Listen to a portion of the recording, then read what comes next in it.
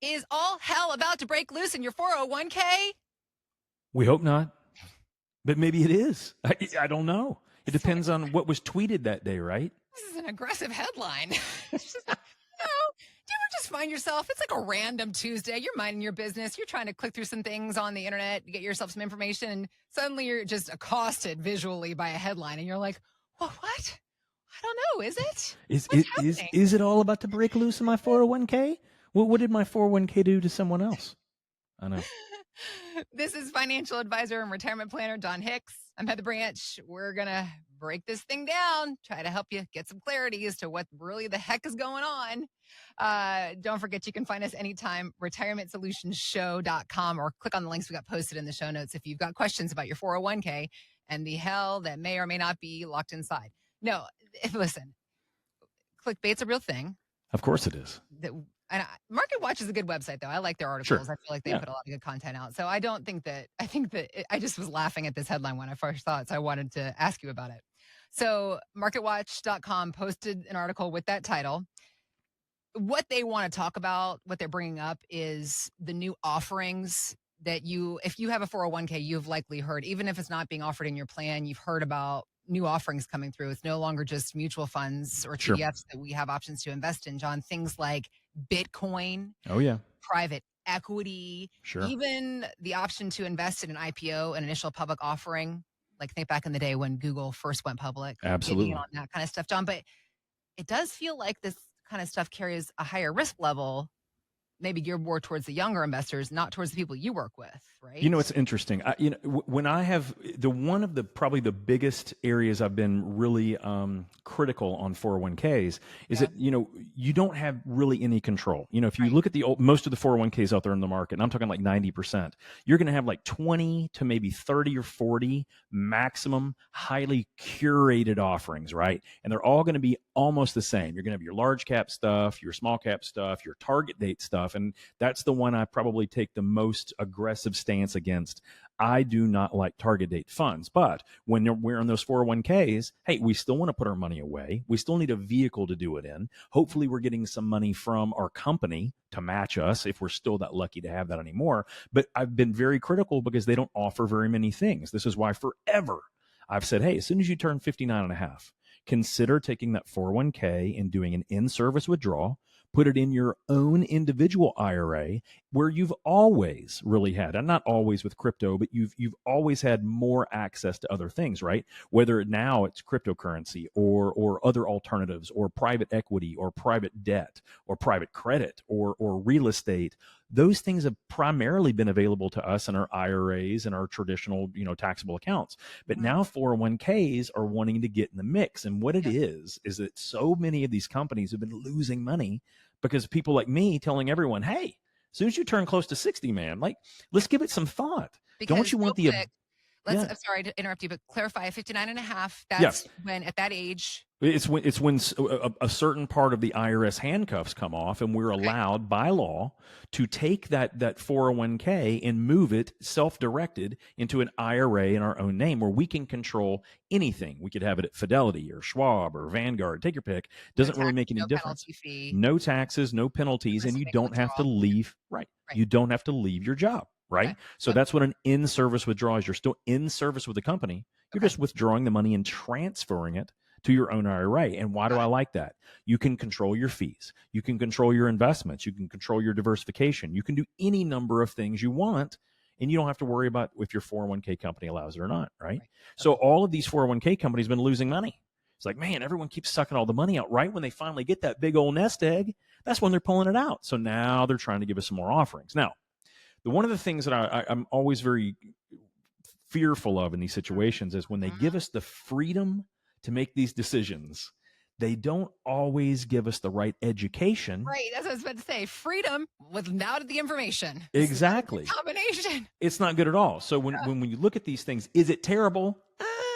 You just have to be careful, right? Because a lot of these things, whether it be hedge funds or private equity or private credit, they can carry with them more volatility. Now, volatility for most of us, we call that risk because it can go up 40%, but it could go down 40%. It can do it very quickly.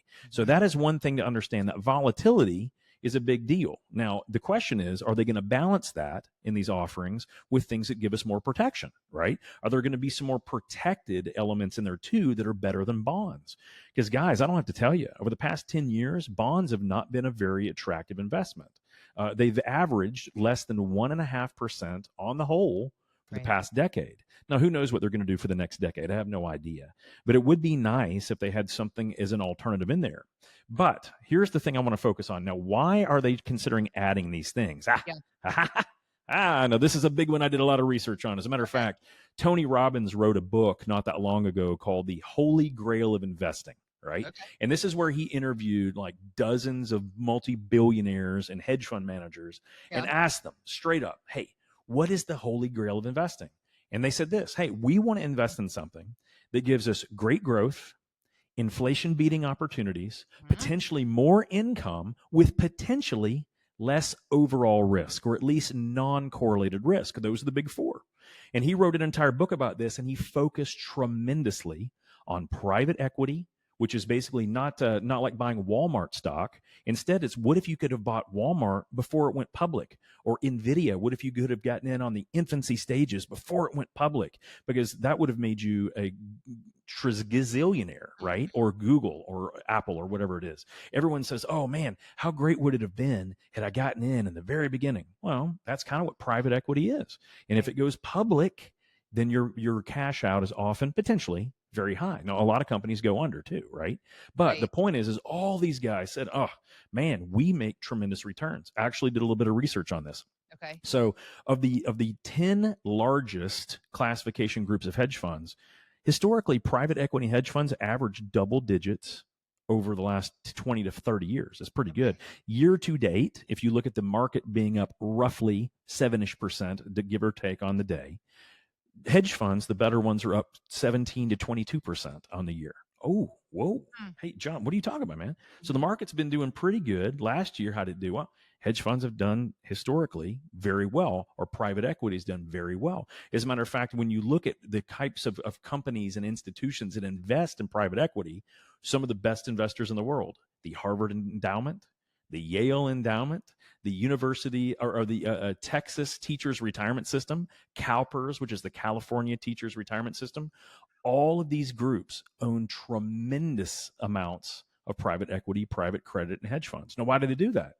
Because they want, number one, growth. They want to beat inflation. They want non-correlated returns. And frankly, they want the opportunity to grow that money. Well, that is what potentially these things offer. But many times we may not be aware of the volatility impact. Or here's a bigger one, liquidity. So a lot of these things that are out there, my fear is that they may offer a very diluted, watered down version of private equity or private credit. But my opinion is, in those situations, you're always still going to be behind the institution that controls it. So, but here's where I go with this. But Tony Robbins said, hey, listen, if you get a 14% return over the past 20 to 30 years, like a lot of these firms have been able to do, and the market average is 9, that means you're potentially able to compound your money 50% faster, because that's nearly a 50% return more. Well, that makes a tremendous amount of sense. But my thing is this, even if they offer it in 401ks, you can still do that today. You don't have to wait for the rules to change. You can do that today if you're an accredited investor in your own IRA. You can do that at Schwab, or you can do it at any number of trust companies, or you can do it at Fidelity if they offer those types of investments you're looking for. We have lots of clients that invest in private credit, private equity, or hedge funds as long as they're accredited, which means that you have to be worth $1 million outside of your primary residence. So if you're worth $1 million outside of your primary residence, you can do that today and look at those opportunities. But I always make sure that you already have your protection in place and you understand your income needs. Those two things should almost dictate the rest of the things we consider for our investment portfolio, right? But private credit, private equity, I think, are very sexy opportunities. I mean, it's how billionaires got to be billionaires. And it's how they maintain a lot of that, right? They don't want something correlated always with the market. They own real estate. They own the S&P. They own NASDAQ. They own things like that. They're looking for something non-correlated. This can offer that. We just want to be careful. If this is something that you're thinking about or been wondering about, if you're an accredited investor, reach out to my team. This is exactly what we look at. I have for a very long time been an investor in private equity, private credit, and hedge funds personally. And I think that if you understand them, they can be an unbelievable tool to utilize for your retirement. If you don't understand them, it can make you very unhappy or unhinged, which is what we always want to avoid. But we just want to make sure we've done the right research to get to that point. Not being unhappy, not being unhinged. Because yes, all of this to say we want to invest well and do right, but you got to take the emotions out of it as well. It's like a Absolutely. 1-2 factor you got to consider. At J. Hagan Capital, they are here to go through these options with you, whether that's your own investment portfolio and planning, or you have offerings within your 401k that you're unsure about. We can go through a 401k x-ray to help you understand what your options are, how it may or may not work for you and your plan, because it's hard for John to sit here and say, you should do this or you shouldn't do this. It's not hard. It's impossible, because at J. Hagan Capital, they believe every single person is different. And so therefore you need a different plan. So let's start that conversation. You can find us at retirementsolutionshow.com. If you have questions about the different offerings and investment options that you might have within your 401k or your other portfolio accounts, we can help you get some answers. Again, it's retirementsolutionshow.com, or click on the links we've got posted in the show notes.